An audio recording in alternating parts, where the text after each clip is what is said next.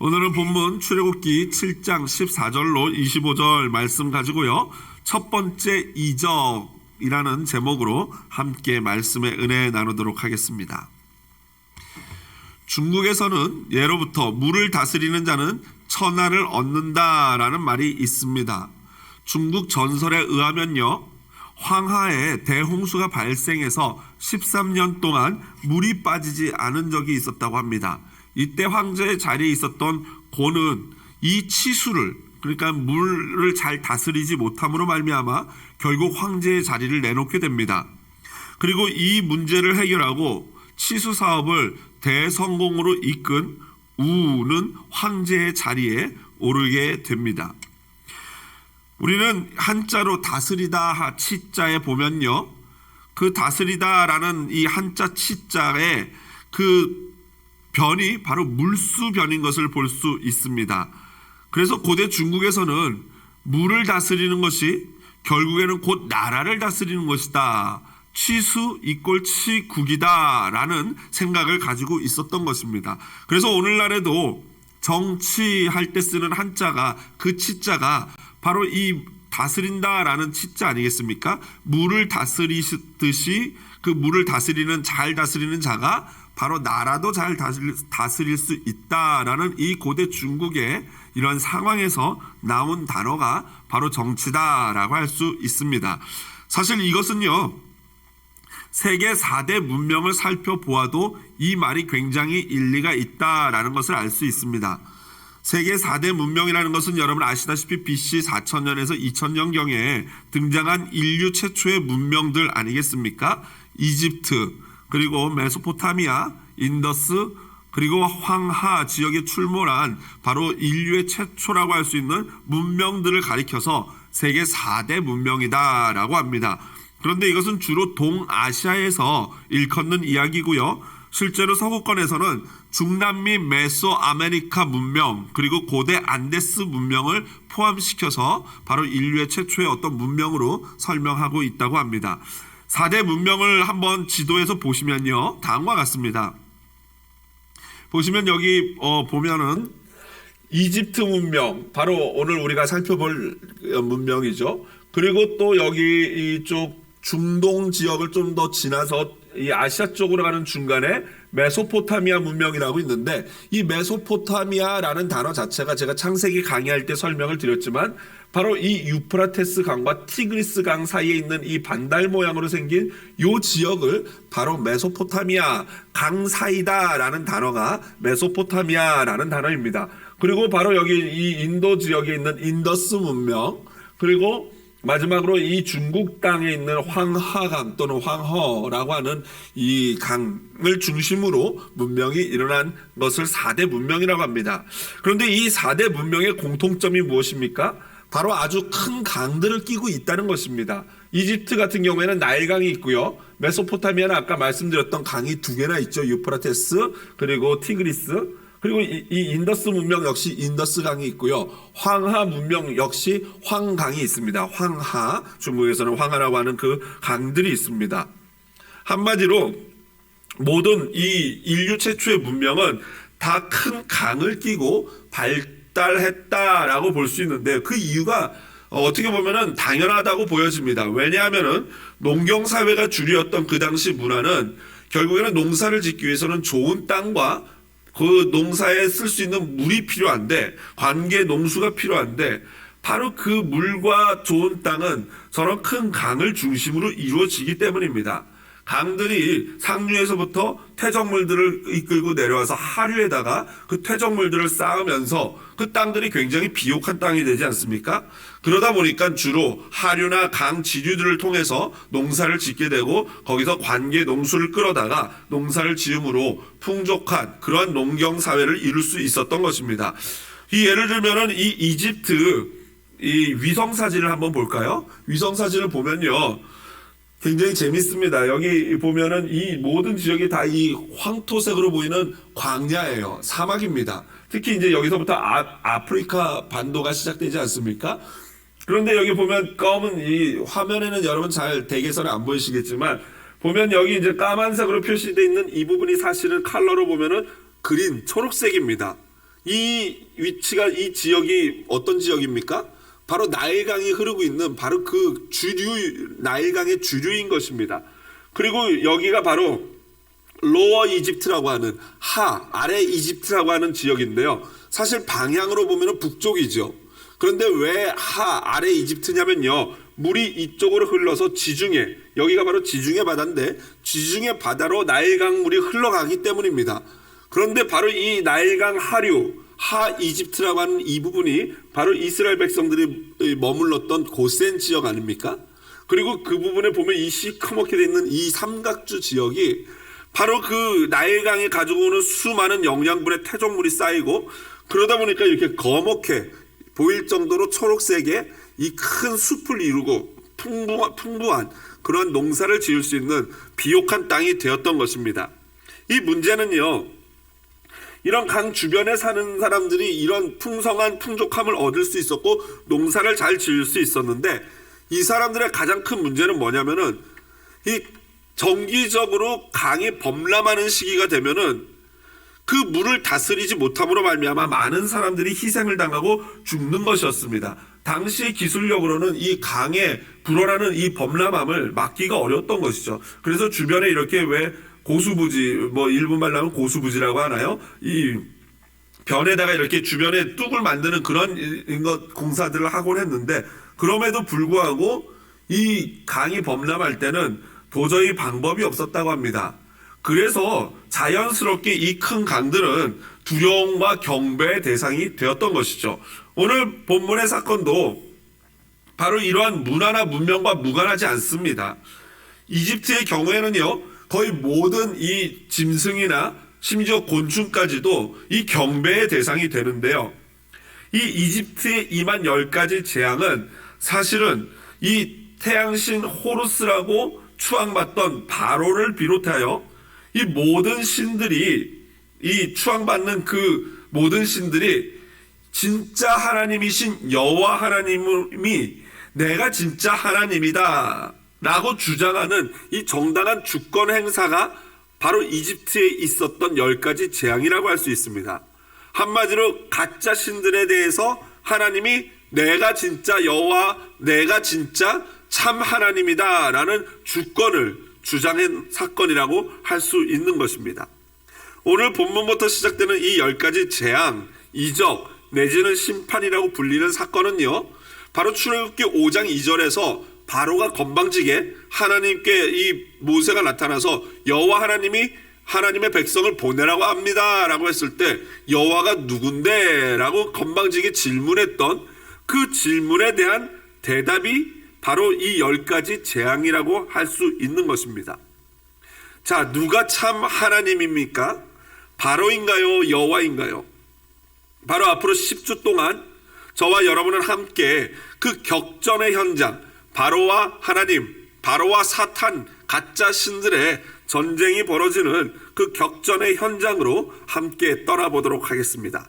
자, 오늘 본문 이 7장 14절부터 출애굽기 12장 36절까지는요, 이 10가지 재앙이 이집트에 임하는 것을 나타내고 있습니다. 여기에는 이제 심판적 성격이 있기 때문에 10가지 재앙이라고 할 뿐 아니라 10가지 심판이라고도 합니다. 동시에 제가 말씀드린 것처럼 하나님의 하나님 되심을 드러내는 사건, 기적이기 때문에 또 다른 말로는 이적이라고 할 수 있습니다. 그래서 저는 이 10가지 심판, 재앙 이 부분을 다루는 동안 이적 또는 재앙, 심판이라는 이 단어를요, 교차로 사용하도록 하겠습니다. 어떤 단어를 쓰든지 간에 같은 의미다라는 것 여러분 이해해 주시기를 부탁을 드리고요. 이 심판의 정점에 있는 10번째 장자 심판을 제외하고 이 나머지 9가지 이 재앙들, 심판들은요, 1년에 패턴이 있습니다. 그래서 1, 2, 3, 4, 5, 6, 7, 8, 9 이렇게 3개씩 묶어서 3군에 3개의 파트별로 살펴보면요, 거기에 나름대로의 규칙이 있는 것을 볼 수 있습니다. 이것을 말로만 설명하면 좀 이해하기 힘들기 때문에 제가 도표를 그려왔습니다. 함께 보시면서 제가 간단하게 설명드리도록 하겠습니다. 먼저 보시면요, 여기 군이 형성돼 있습니다. 1군, 2군, 3군 그리고 최종적으로 돼 있는데요. 첫 번째부터 세 번째 재앙이 1군, 4, 5, 6이 2군, 7, 8, 9가 3군입니다. 그런데 보시면요, 각 군의 첫 번째 재앙, 나일강이 피로 변하는 재앙이 보면은 아침에 나일강에서 경고를 합니다. 2군의 첫 번째인 네 번째 재앙, 파리 재앙도 보면 아침에 나일강에서 경고를 합니다. 그리고 3군의 첫 번째인 우박도 보면은 아침에 궁전에서 경고를 합니다. 그러니까 여기서 중요한 것은 아침에 경고를 했다라는 어떤 일정한 패턴이 있고요. 그 다음에 두 번째 재앙들, 각 군의 두 번째 재앙들을 보면요. 두 번째 개구리는 궁전에서, 가축의 죽음은 궁전에서, 메뚜기 역시 궁전에서 경고했음을 알 수 있고요. 마지막 세 번째들 재앙, 2나 여섯 번째 악성종기나 아홉 번째 흑암의 재앙들은요. 경고가 없어요. 무시무시하죠? 아무 말 없이 갑자기 재앙이 이집트에 임하는 것입니다. 그러면서 이 재앙들이 임할 때 도구로 사용되어진 것이 첫 번째 1군, 첫 번째 1, 2, 3 재앙은요. 아론의 지팡이입니다. 그런데 두 번째 군에는요. 무엇을 사용했는지 기록하지 않고 있습니다. 그리고 마지막 세 번째는 모세의 지팡이나 손이 바로 그 하나님의 심판의 도구로 사용되어지는 걸 볼 수 있습니다. 그리고 마지막으로 보면 바로의 반응이 나오는데요. 이 바로의 반응은 재앙이 일어나고 나서 그 다음에 반응이 아니라 재앙을 모세와 아론이 선포했을 때 그 모세와 아론이 선포하는 재앙에 대해서 이 바로가 어떤 반응을 보였는지인 것입니다. 대부분 보면은 이렇게 거절하거나 묵살하거나 거절하거나 아니면은 조건적으로 나중에 어쩔 수 없이 그 조건적으로 동의하는 것을 볼 수 있습니다. 특별히 이 세 번째 2의 이적에서부터 요술사들을 제가 빨간색으로 표시하고 있는데 이 요술사들도 더 이상 이 세 번째 재앙에서부터는 따라하지를 못합니다. 그러면서 바로에게 이것은 전능한 여호와의 능력에 말미암은 거다라고 이야기를 하지만 바로가 그것조차도 거절했던 것입니다.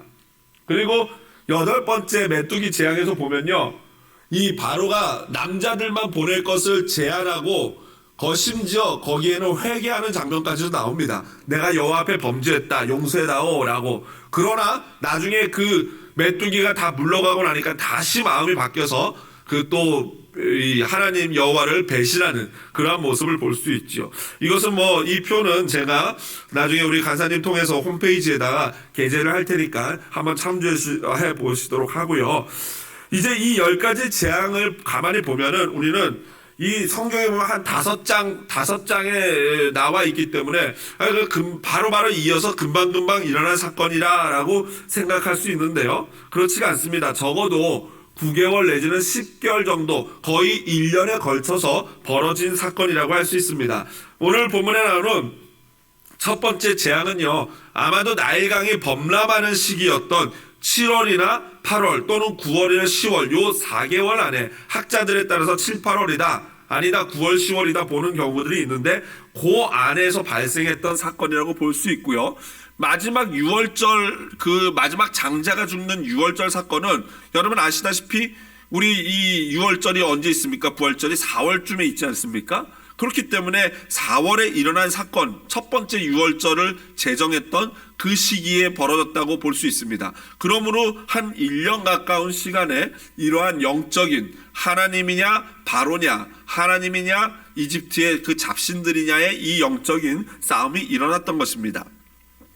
특별히 앞서 말씀드린 것처럼 각 재앙이 심판의 성격을 띠고 있습니다. 그렇다면 이 심판이 이 재앙들이 어떤 의미를 가지고 무엇을 심판하기 위함인지 이제 각 재앙을 하나하나 살펴보면서 무엇을 하나님이 이집트를 심판하는지를 살펴보도록 하겠습니다. 오늘 본문의 사건은 우리가 읽어봤지만 다 알고 있는 사건이죠. 이렇습니다. 하나님이 모세와 아론에게 자세히 할 일을 지시하십니다. 아침에 나일강에 가서 바로에게 경고하라는 것입니다. 첫 번째 심판을. 그리고 경고를 하고 아론이 지팡이로 나일강을 치자 어떤 일이 벌어집니까? 실제로 경고한 대로 모든 담수들, 민물들이 다 피로 변하는 역사가 이적이 일어납니다. 20절에 나와 있죠. 그 물들이 여러분 피로 변하면 어떻게 됩니까? 당연히 그 물에 살고 있던 생물들이 죽게 되지 않겠습니까? 또한 사람 역시 물을 마실 수 없게 됩니다. 하지만 이런 놀라운 이적이 일어나고 고통이 나라에 임했음에도 불구하고 바로는 자신의 요술사들이 그 모세와 아론을 흉내내자 마음이 완고해져 가지고 바로 이 모세와 아론의 말을 듣지 않고 그냥 신경 쓰지 않습니다. 오늘 보니까 23절에 그 일에 관심을 가지지도 아니하였고 라고 표현합니다. 참 못된 지도자고 못된 왕이지요. 그러면서 이 피해 재앙은 7일 동안, 일주일 동안 이 이집트 가운데 임하게 됩니다. 여러분, 하루만 물이 피로 변해도 힘들 텐데 일주일 동안 모든 물이 피로 변했다면 그 고통이 이집트에 얼마나 있었겠습니까? 오늘 바로는 아침에 보면요, 아침에 일찍이 일어나 나일강으로 갑니다. 오늘 읽었던 본문에는 그냥 15절에 아침에라고 나와 있는데요, 8장 20절을 보면요, 여호와께서 모세에게 이르시되 아침에 일찍이 일어나 라고 나옵니다. 그래서 이 아침은 원문으로 보면은 굉장히 이른 아침, 새벽이라고 할 수 있습니다. 왜 바로는 새벽같이 일어나 나일강가로 갔을까요? 물론 어떤 학자는 그렇지 않다라고 얘기하는 학자도 있지만요, 그가 그렇게 바로가 아침에 일찍 일어나 나일강가에 갔던 이유는 아마도 그 나일강 이 신들에게 제사를 하기 위함이었다고 많은 학자들이 해석을 하고 있습니다. 특별히 15절을 잘 살펴보면은 그러한 해석이 일리가 있음을 우리가 알 수 있는데요. 아침에 너는 바로에게로 가라, 보라 그가 물 있는 곳으로 나오리니 돼 있는데, 그가 물 있는 곳이라는 이 단어가 하마예마입니다, 히브리어로. 그런데 히브리어 하가 영어 정관사 더예요. 그러니까 그 물 있는 곳으로 가라는 것입니다. 분명히 크게는 나일강을 이야기하는 거고, 나일강 중에서도 특별히 매일 가거나 아니면 정기적으로 가는 그 지정된 어떤 장소, 바로 그 물 있는 곳으로 가라라는 의미죠. 아마도 그 물 있는 그곳이 바로 나일강을 숭배하는 그런 장소였을 가능성이 높다라는 것입니다. 그리고 이것은요, 나일강이 그 이집트인들에게 어떤 의미였는지를 알면요, 더욱더 그 사실이 분명해집니다. 고대 유대 역사가인 헤로도투스는요, 이집트 땅의 풍요를 나일강의 선물이라고 했어요. 이집트 땅이 풍요로울 수 있는 게 나일강이 준 선물이다라는 것이죠. 그것처럼 이집트 사람들은요, 97%가 지금도 나일강가 주변에 모여 살고 있습니다. 아까 사진 보셨지만 그 나일강 하류 쪽, 그리고 그 나일강이 흐르는 그 주류의 주변에 모여서 살고 있는 것입니다. 그 하류 쪽에는 그 퇴적물들이 쌓여서 굉장히 농사를 짓기 좋은 그런 어떤 땅이었는데, 그러다 보니까 그 농사로 말미암아 부를 축적할 수 있었고, 또 그 나일강에서 나오는 물고기들을 잡아서 사람들이 생활을 하고 또 풍성함, 풍요로움을 누릴 수 있었던 것입니다. 한마디로 나일강은 이집트 사람들에게는 삶을 지탱해 주는 생명줄과 같은 그러한 곳이었죠. 그런데 여름철에 아까 말씀드린 것처럼 범람하는 시기가 되면은 그들에겐 동시에 또 두려운 대상이 되었던 것입니다. 그래서 이집트 사람들은요, 이 나일강을 신격화합니다. 그 나일강에 존재하는 신들이 굉장히 많이 있는데요, 첫 번째가 바로 하피라는 신입니다. 사진 한번 보시면요, 하피는 이 나일강의 영으로 이 나일강이 범람할 때 사람들이 바로 이 하피에게 제물을 드리면서 이 달래는 그러한 신이 바로 이 하피였는데요, 이 보시면은 이 그림에서 이 초록색 이 줄기가 나일강이고요, 여기가 아까 봤던 고센 지역 삼각주 그 하류 지역입니다. 그리고 이 하피라는 신이 이 아래 이집트와 윗 어퍼 이집트를 같이 하나로 묶고 있는 그 주인 행세를 하고 있는 그러한 모습입니다. 그래서 바로 이 신을 섬기면서 제발 우리를 살려달라라고 했던 거고요. 이 외에도 이 오시리스라는 신의 핏줄이 바로 이 나일강이다라고 믿고 있었고요. 동시에 또 이시스라는 여신과 오시리스가 결혼해서 낳은 아들이 바로 호루스라는 신이다라는 그러한 어떤 신화를 믿고 있었던 것입니다. 이외에도 여러 신들이 바로 이 나일강에 존재하고 있는데요. 그들을 사람들이 섬겼던 것입니다. 자, 이처럼 이집트의 사람들의 모든 것이 담겨 있는 것, 풍족함과 두려움과 섬김, 이런 예배가 다 담겨 있는 것이 바로 이 나일강이었는데, 바로 이 나일강이 피로 변한 것입니다. 여러분, 그 생명의 젖줄인 나일강이 피로 변하면은 어떻겠습니까? 여러분, 이 남자 같은 경우에는 면도를 하다가 여기 살짝 비어서 여기만 피만 나도요, 그 피 냄새가 굉장히 이렇게 좀 역하지 않습니까? 그 철 냄새, 뽀드락지 같은 거를 이렇게 짜고 나면은 거기서 나는 피 그런 냄새들만 맡아도 사실 사람이 굉장히 좀 역한데, 온 강이 피로 변하고 그 강에서 얻은 물들, 그 강에서 떠온 우리 집에 있는 세숫대야에 있는 물까지도 피로 변했다면은 그것만큼 힘들고 고통스러운 것이 있겠습니까? 그래서 이러한 이적에 대해서 이 자연주의 학자들은 도저히 못 믿으니까, 합리적으로 이성적으로 설명이 안 되니까 나일이 진짜 피로 변한 것이 아니라 주기적으로 일어나는 자연현상으로 이해하려는 경향이 있습니다. 그래서 카스토라는 학자는 다음과 같이 설명했습니다. 우리 화면을 보면서 큰 목소리로 한번 읽어보도록 하겠습니다. 이 붉은색이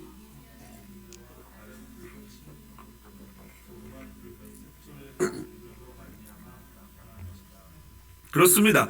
이 나일강이 붉게 빨갛게 변한 거를 그저 그 강에 범람하는 시기에 상류로부터 내려오는 무슨 박테리아와 이런 황토물 이런 것들로 인해서 그저 색깔이 변하고 세균들이 떠내려 온 것이다 라는 자연현상, 어떻게 보면 적조현상으로 이해하고 표현하려고 합니다. 하지만 그렇지 않죠. 존 더 햄이라는 학자는요, 구약 성경에서 피라는 히브리어로 담이라는 건데요, 담이라는 이 히브리어는 뭐 어떤 경우를 막론하고 짐승의 피든 사람의 피든 무조건 피를 가리키는 거지, 피 같은 무엇을 가리키는 경우가 한 번도 없다는 것입니다. 그러면서 존 더 햄은 이렇게 이야기했습니다. 우리는 기적에 대한 기사들은 단순히 그 현상만을 적어놓은 보고서가 아니라 신학적인 설명이라는 사실을 결코 잊어서는 안 된다. 이게 무슨 말입니까? 사람들이 좀 이해하기 힘들고 믿기 어려운 기적들을 보면은 자꾸 자연주의 신학자들은 그걸 일반화시키고 이성적으로 설명하려고 하는데, 그 나타난 이적, 이게 더 중요한 게 아니라는 거죠. 하나님이 그렇게 이적을 일으키시는 이유가 뭔지를 파헤쳐내고 그 목적을 밝혀야지만 그 이적을 이해할 수 있다는 것입니다. 그러니까 이 믿음이 없는 이 진보주의라든가 자유주의 학자들은 그 이적에만 집중하다 보니까 그걸 자꾸 신화시키고 거짓 이야기로 만들어버린다는 것이죠. 자, 그렇다면은 이런 신비로운 일, 강 전체가 피로 변하는 그러한 이 듣도 보도 못한 이런 일을 하나님은 왜 그 이집트 사람들에게 보여주셨는가? 도대체 하나님이 이 이적을 통해서 원하시는 목적, 교훈하시고자 하는 것이 무엇인가? 라는 것이죠.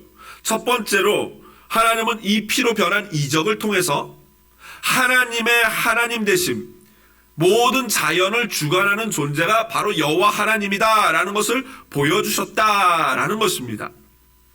여러분, 이집트인들이 나일강을 신처럼 섬겼지만 사실은 그 나일강을 하나님이 만드신 피조물에 불과합니다. 그리고 앞서 밝혔지만 10가지 재앙, 10가지 심판은요, 여호와 하나님이 하나님 되심을 나타내고 주장하는 주권 행세예요. 이런 점에서 하나님의 하나님 되심을 나타내는 10가지 재앙이 이적인 것입니다. 모든 자연 세계를 다스리시는 분이 바로 여호와 하나님이심을 분명하게 보여주는 사건이에요. 물론 이집트의 술사 얀네와 얀브레도 흉내를 냅니다. 이집트 그런 10개라든가 그런 어떤 애니메이션을 보면요, 이 술사들이 이 물을 피로 바꾸기는 하는데 그저 요 세숫대야에 떠온 조그마한 물을 바꾸는 정도예요. 아마 그건 얼마든지 거짓으로, 이 요술로, 속임수로 할 수 있겠죠? 만약에 진짜 능력이 있다면 어떻게 하면 됩니까? 모세가 아론이 피로 바꾼 나일강을 진짜 그에 걸맞는 능력이 있다면 다시 원래 물 상태로 돌려놓으면 되지 않겠습니까? 그런데 그들에게는 그럴 능력은 없었죠. 그저 흉내만 내는 정도예요. 그러나 중요한 것은 사탄의 능력을 우리가 함부로 무시해서는 안 된다는 거죠. 흉내를 냈지만 이렇게 모세를 대적할 정도로 만만한 상대가 아닌 것입니다. 그럼에도 불구하고 역시 우리가 또 알아야 되는 것은 사탄의 한계는 거기까지라는 거예요. 절대 하나님의 적수가 될 수 없다는 것입니다. 하나님의 하나님 되심을 나타내는 것이 바로 이 피의 이적입니다. 두 번째로, 나일강 이적의 두 번째 의미는요, 피를 흘린 자에 대한 심판입니다. 여러분, 하나님은 공의의 하나님이십니다. 여러분 아시다시피 바로의 이 대대로 바로들이 어떤 일을 했습니까? 아시다시피 나일강에 수많은 유대인 남자 아기를 빠뜨려서 악어의 밥이 되게 하거나 물고기 밥이 되게 하는 피를 흘린 가문입니다. 하나님은요, 오래 참으시고 기다리시고 인자하신 분이지만 그러나 공의의 하나님이시기 때문에 반드시 죄에 대해서 심판하시는 분입니다.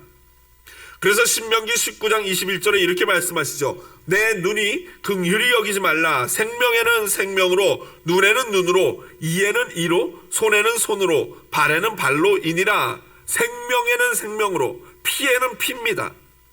나일강을 피로 물들인 자들, 그 바로에게 동일하게 하나님은 피로 갚아주시는 것입니다. 이 바로의 손에는요, 피가 가득한 것입니다. 그가 얼마나 이스라엘 백성들을 억압하고 폭력으로 피로 통치했는지를 알 수 있는 것입니다. 그러한 자는 결코 하나님의 심판을 피할 수가 없습니다. 마지막 세 번째로, 하나님이 나일강을 핏물로 바꾸신 역사는 자연은 감사의 대상이지 경배의 대상이 아님을 보여주시기 위함입니다. 여러분, 나일강은요, 이집트 사람들에게 번영과 축복과 풍성한 풍요로움을 가져다 주었습니다. 그렇다면 이집트 사람들이 어떻게 해야 됩니까? 그 풍요로움을 가져다 준 그것을 이루어 주신 하나님께 감사함으로 나가는 발판, 도구가 되는 것이 바로 하나님이 지으신 나일강이어야 하는 것입니다. 결코 나일강 자체가 경배의 대상이 되어서는 안 되는 것이죠. 오히려 나일강은 하나님께 나갈 수 있는 좋은 도구가 되어야 했던 것입니다. 여러분, 우리도 그런 점에서 조심해야 합니다. 하나님은 모든 인간에게 자연 은총을 주셨습니다. 햇빛, 공기, 물, 땅, 그리고 우리가 누리는 여러 가지 물질들, 가족, 그런 집, 차, 이런 모든 것들을 하나님이 우리에게 주신 자연 은총이라고 합니다. 그리고 그것들을 통해서 우리의 삶은 풍요롭게 됩니다. 그러나 그때 우리는 조심해야 하는 것이죠. 혹시 하나님이 주신 이 모든 자연 은총 축복을 마치 하나님 섬기듯이 섬기게 되면 그것은 오히려 우리에게 저주가 되는 것입니다. 하나님이 주신 자연, 이 실제로 우리 자연세계, 해, 달, 별, 산, 강, 그리고 물질, 자녀, 부모, 부부, 이 모든 내가 누리는 모든 것들, 이것들은 감사의 조건이지 감사의 대상일 뿐이지 결코 하나님처럼 섬김의 대상이 될 수 없는 것입니다. 하나님이 주신 것에는 문제가 없어요. 하나님이 주신 것은 너무나도 좋은 귀한 것이고 중요한 것입니다. 감사한 것입니다. 다만 그 하나님이 주신 것들을 대하는 우리 인간의 태도, 나의 태도가 문제인 것이죠. 여러분, 돈 같은 경우에 어떻습니까? 돈은 가치 중립적입니다. 돈 자체가 선하지도 악하지도 않습니다. 그러나 중요한 것은 그것을 어떻게 우리가 취급하고 대하느냐는 다른 문제가 됩니다. 그래서 사도 바울 목사님은요, 후배 목사인 아들과 같은 디모데 목사에게 이렇게 말했습니다. 디모데전서 6장 10절입니다. 돈을 사랑함이 일만 악의 뿌리가 되나니. 돈 자체는 문제가 아닌데 돈을 사랑하는 내 안에 있는 마음이 일만 가지 악의 뿌리가 된다는 것입니다. 여러분, 여기에는 돈 앞에는 장사가 없습니다. 이 목사건, 장로건, 집사건, 전도사건 다 소용이 없습니다. 정신을 차리고 우리가 집중해야 합니다. 혹시 우리가 나일강처럼 하나님이신 그 풍부한, 풍요로움, 나일강과 같은 풍요로움을 주셨는데 그 나일강처럼 혹시 섬기는 것은 없는지, 물질, 건강, 심지어 자녀, 부모, 그렇게 섬기는 것은 없는지 한번 살펴보아야 합니다. 말씀을 마무리합니다. 하나님이 주신 일상의 축복, 자연 은총에 대한 이집트인들의 잘못된 태도는요, 하나님이 주신 그 생명의 풍요로움, 생명으로 가득했던, 풍성함으로 가득했던 나일강을요, 죽음의 악취로 가득하게 바꿔버렸습니다. 잘못된 숭배, 하나님 앞에 교만한 바로의 태도, 그의 고집, 그리고 하나님을 대적하는 바로의 태도는 생명의 강을 죽음의 강으로 죽음의 냄새가 나는 곳으로 변하게 합니다. 반면에 하나님이 주시는 모든 것, 곧 자연 은총에 대한 진심으로 감사하는 태도, 그리고 그것으로 말미암아 하나님만을 경배하는 그러한 태도는요, 우리의 삶에 넘치는 생명력을 줍니다. 하나님이 주신 모든 것에 대해서 감사와 사랑의 반응은요, 더욱더 우리의 삶에 하나님의 놀라운 생명력이 점점 커지고 넘쳐나게 만드는 신기한 힘을 가지고 있습니다. 이러한 감사와 사랑의 힘을 보여주는 사건이 있었습니다. 제가 말씀을 준비하면서 영상을 하나 이렇게 보게 됐는데요. 이 감사와 사랑이라는 이 사람의 태도가 어떤 역사를 이루는지를 볼 수 있는 사건입니다. 한번 라이트 꺼주시고요. 함께 영상을 보고 말씀을 마무리하도록 하겠습니다. 수년 동안 아이를 가지려고 노력한 케이트와 데이빗. 2010년, 케이트는 기적처럼 쌍둥이를 임신했다. 하지만 그녀는 임신한 지 6개월 만에 분만실로 실려갔고 쌍둥이를 미숙아 상태로 출산했다. 두 아이 중 둘째, 에밀리는 건강했지만 문제는 먼저 태어난 제이미의 상태였다. 출산 후 몇 분이 지나도록 호흡을 거의 하지 못했기 때문이다. 의사들은 20분이 넘도록 아기의 심장 박동수를 높이려 노력했지만 아무 소용이 없었고 결국 부부는 아기가 사망했다는 통보를 받았다. 간호사는 서서히 식어가는 아기의 몸을 엄마의 가슴에 놓아주고는 마지막 인사를 하게 했다. 케이트는 울먹이며 방 안의 모든 사람에게 잠시만 나가달라고 부탁했다. 그리고 차가운 아기의 몸을 따뜻하게 감쌌다. 그녀는 남편에게도 셔츠를 벗고 침대로 올라오라고 말했고 부부는 침대에 누워서 아기를 자신들의 품에 꼭 껴안았다. 놀라운 순간은 그 다음부터였다. 그 상태로 5분이 지나자 갑자기 아기의 몸이 움직이기 시작했던 것이다. 부부는 급히 의사를 불렀다. 하지만 안타깝게도 의사는 아기의 움직임은 자연 반사적인 것이며 그가 살아날 가능성은 없다고 말했다. 결국 저희는 아기를 체념했지만 그저 최대한 마지막 순간을 의미 있게 보내고 싶었습니다. 만나고 싶었고 만지고 싶었고 부모가 누구인지 알려주고 싶었어요. 또 얼마나 사랑하는지도요. 작별 인사를 하기 아쉬웠던 부부는 계속 아기를 껴안은 채 그의 이름을 설명해주며 자신들이 그를 임신하기 위해 얼마나 애썼는지 알려주었고 부모의 품 안에서 편안히 떠날 수 있도록 더욱 꼭 껴안아 주었다. 그렇게 한두 시간이 지날 즈음 두 번째 기적이 일어났다. 제이미가 눈을 뜬 것이었다. 저희는 아기가 세상을 떠나기 전 그 두 눈을 바라볼 수 있다는 것이 그저 축복이라고만 생각했지요. 그런데 시간이 지나도 아기의 눈은 계속 떠져 있었고 서서히 작은 손을 뻗어 데이빗의 손가락을 잡기 시작했다. 두 부모는 너무 놀라 입을 다물 수 없었다. 생명이 다시 태어나는 기적 같은 순간이었기 때문이다. 어떻게 이런 일이 가능했을까? 호주 사람들이 캥거루 케어라고 부르는 것이 있다. 캥거루는 새끼가 태어나면 자신의 주머니에 새끼를 넣어 계속 피부를 맞닿게 하는데 연구에 따르면 사람 또한 마찬가지로 피부 접촉이 신생아의 심장 박동을 조절하고 스트레스를 낮출 수 있다고 한다. 즉, 케이트와 데이빗의 포옹이 아기의 체온을 소생시키고 호흡을 더 강하게 만들었던 것이다. 케이트는 본능적으로 해야 할 일을 알았습니다. 그녀가 아니었다면 제이미는 이 세상에 태어나지 못했을 겁니다.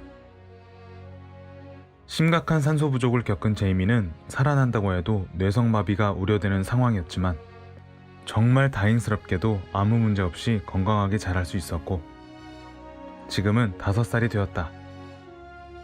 가족은 최근에서야 그들이 겪은 이야기를 세상에 알리기로 했고 이 놀라운 사건은 세계 뉴스에 보도되었다. 데이빗은 현재 페이스북 페이지를 통해 조산아를 지원하는 미라클 베이비 재단에 후원금을 모으고 있다.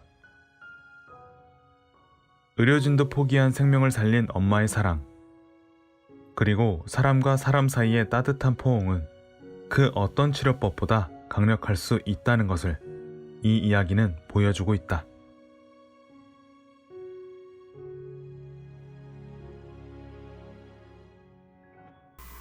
우리의 자녀는 하나님이 주신 선물이죠.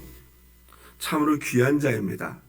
나와 같은 자에게 주신 그 귀한 선물을 저와 여러분은 어떻게 대하고 있습니까?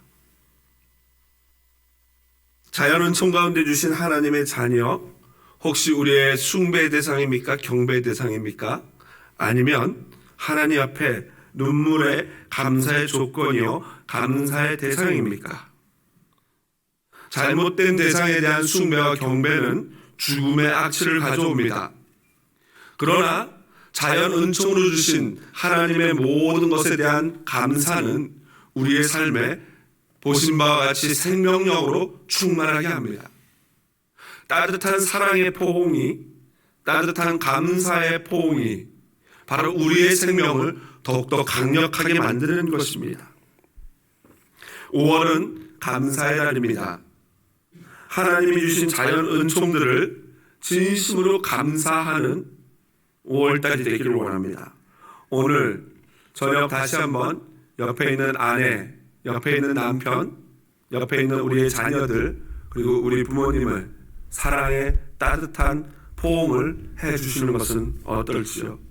그래서 넘치는 자연의 생명력을 누리는 축복과 기쁨의 시간이 되기를 주님의 이름으로 축원합니다. 우리